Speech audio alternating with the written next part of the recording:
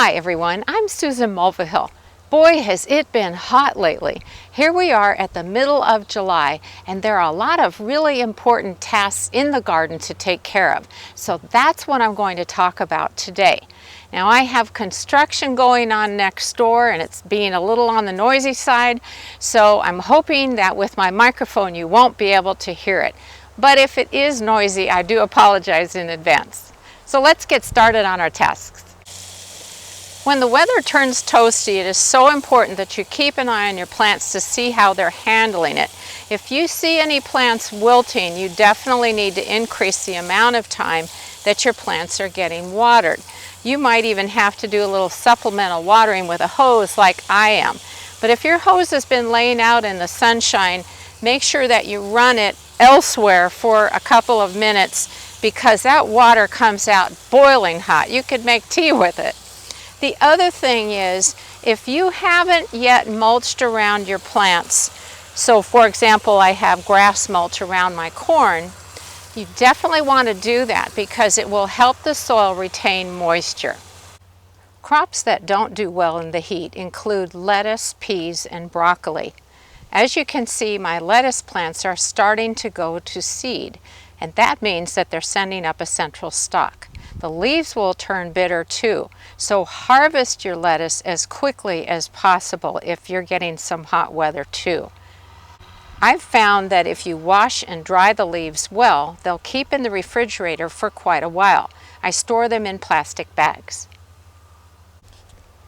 You'll also want to keep up with picking your peas, since they're going to start declining pretty quickly and they'll stop producing too.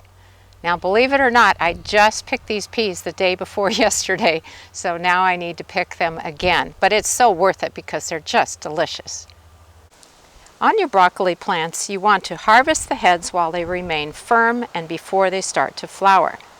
I just picked the majority of my main broccoli heads, and we're going to both eat some and freeze some.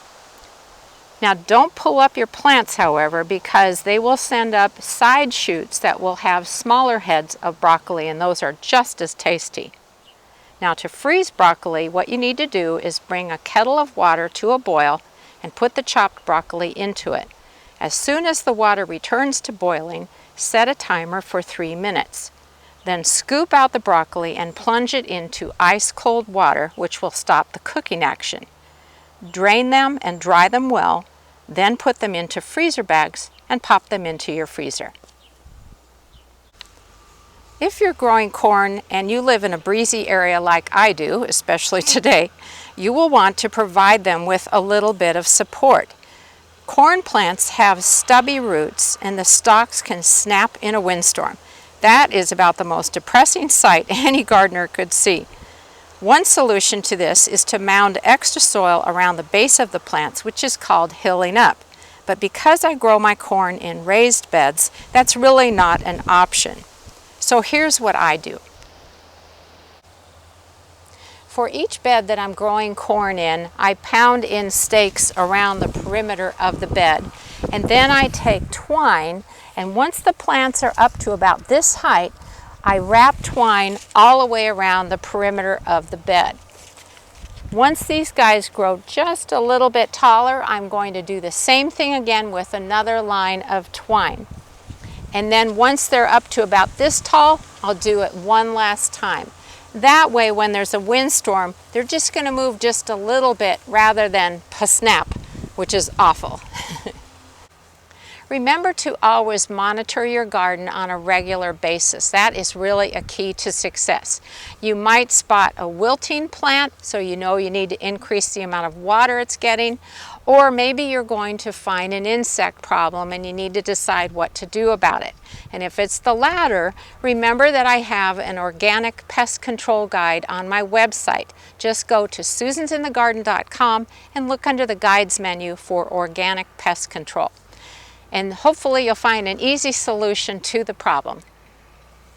Remember to pick your zucchini regularly. I swear I just picked those. And here we are, I've got a whopper in there already. Guess it's time to make zucchini bread. We have a lot of raspberry plants, and boy are they producing this summer. I don't know why it's a better harvest, but I'm certainly not complaining.